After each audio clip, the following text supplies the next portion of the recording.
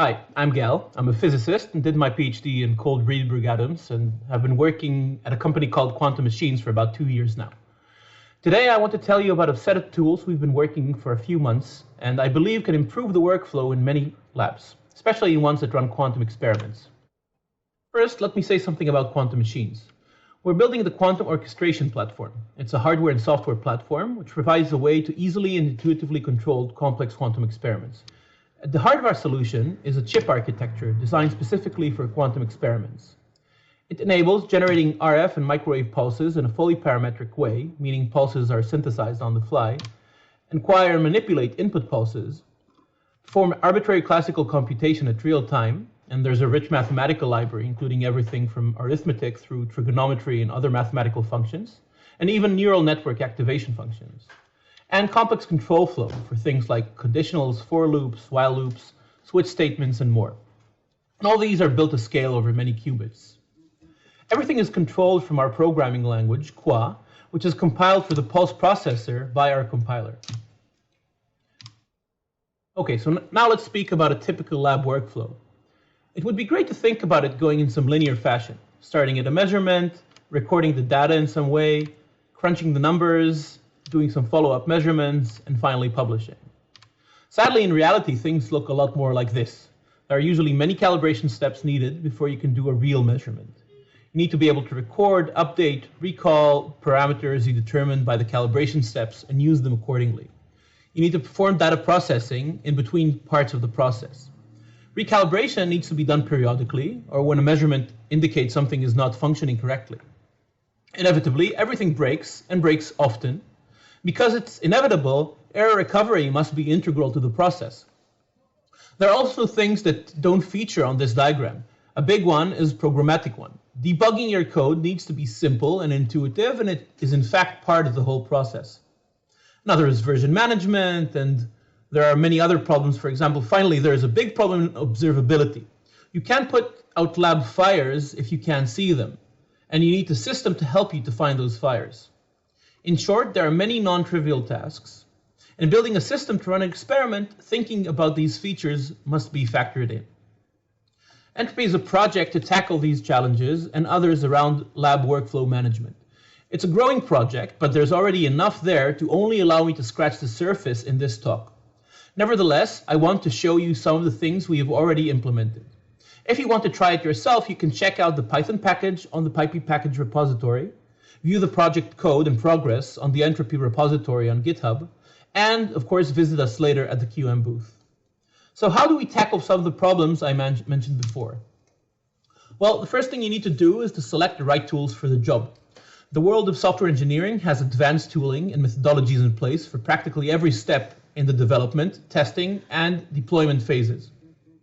There is lack of the right tooling in a lab because adopting advanced tools can have other overheads that we as physicists are not keen to pay.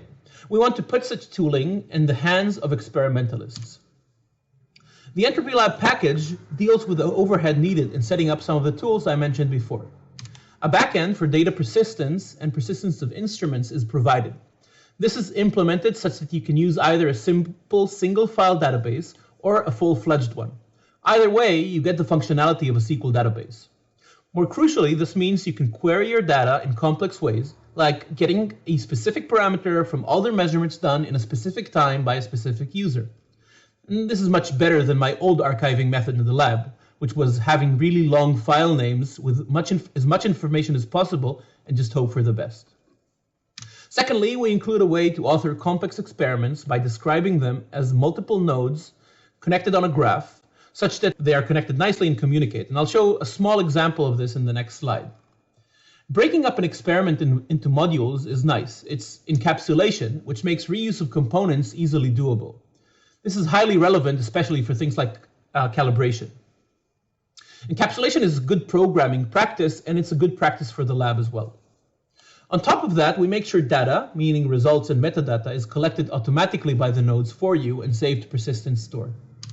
Finally, Entropy Lab provides a graphical interface from which you can sift through results, querying for experiments where the planets aligned and things made the most sense. I'll flash a picture of what this looks like in a couple of slides. This is a fairly typical and highly simplified calibration to experiment flow involving a few qubits in a superconducting qubit experiment. The different calibration steps feed each other en route to some target algorithm. This image was automatically generated by the Entropy lab code that was written to describe it, and this was achieved in just a few lines. We first generate the resources that will be consumed by the experiment. These are saved to persistent storage in the SQL database. Drivers for instruments go here as well, for example. And the database itself is a resource. Each node has a payload program which it runs when it is ready. Its results can then be passed to other nodes. Each node is an object, and by pointing the input of one node at the output of another, data is piped through. You then generate the experiment graph by passing a list of nodes to be used when constructing this object. The nice thing is, whatever resources are contained in this lab resources object, it's automatically available to any node in the graph. You don't need to explicitly pass anything. Managing your data is best done with a graphical interface. I don't think everything is best done graphically, but this side of things definitely is. When things are done graphically, we believe it's much better to use web technologies for building the interface. This automatically gives you the ability to interact with your lab remotely, which is always nice and sometimes necessary. I don't want to cover this in too much depth, but this screenshot should give you a feel. There's a list of experiments which can be filtered, plots can be manually or automatically generated, and there are some other nice features hiding here too. I invite you to check them out yourself. We've discussed the importance of encapsulation before. That's an important and useful principle in writing software in general and experiments in particular. Another principle which can be taken from the world of software design is abstraction. It's important to form the right mental model to free our mind to think of in the simplest useful terms. The model we include as part of this package is the Quantum Abstract Machine, or QUAM for short. It creates three different personas: the builder of the lab, who is the person who knows everything about the lab and connects and how things are connected, the user, who's the person who is running the experiments day to day, and the oracle, which is a service which allows to query the system and see what it can do. It's useful for connecting things to a higher level in the stack. For example, for a higher level programming language compiler. This is a small snippet showing how the admin can easily set up a lab. The admins add instruments to the lab, but the user doesn't have to think in terms of voltages, currents, and channel numbers if they don't want to. The abstraction by which the admin wants users to think of the lab is then set up. In this case, they are flux-tunable transmons. Any setup or configuration that needs to be done for this abstraction to exist is done automatically, and persistence is also automatically taken care of. QUAM provides a way for users to parametrically describe a lab, as you can see here. These parameters can be numbers, but they can also be set by calling functions, which allows to transparently bind the abstraction layer to any devices in the lab. As a user, things that were set up by the administrator are just available for you. For example, any parameter that was set up by the administrator is now available for the user. The administrator and user have a fully shared state, but have different views into the system. We took care of a lot of making sure that the autocomplete features of Python work here. So you don't need to know, as a user, what was put there by the administrator.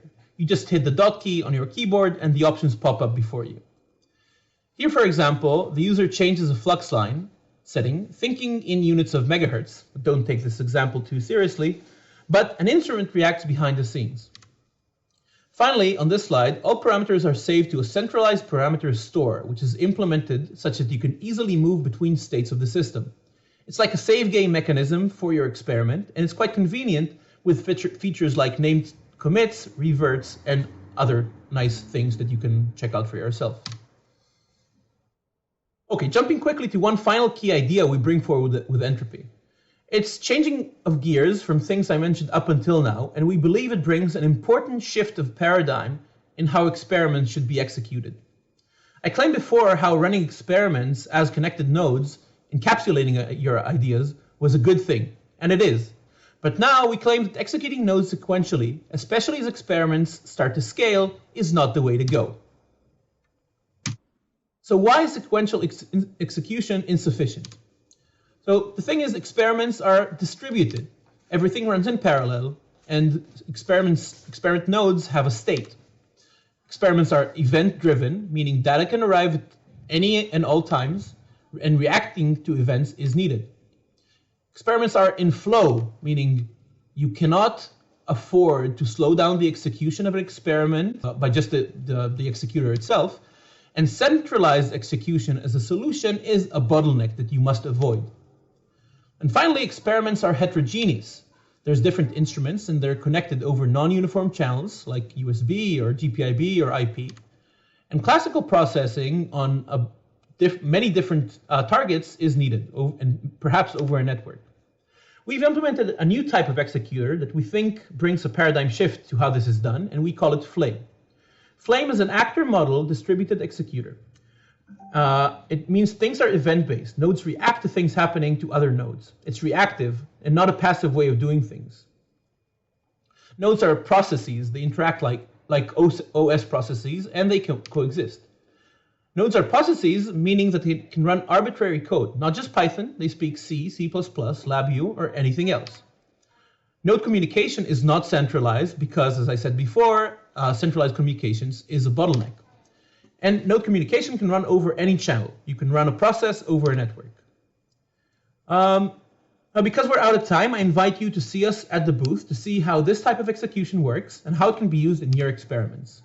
I also invite you to check out some of the other great talks we have lined up for the rest of the week.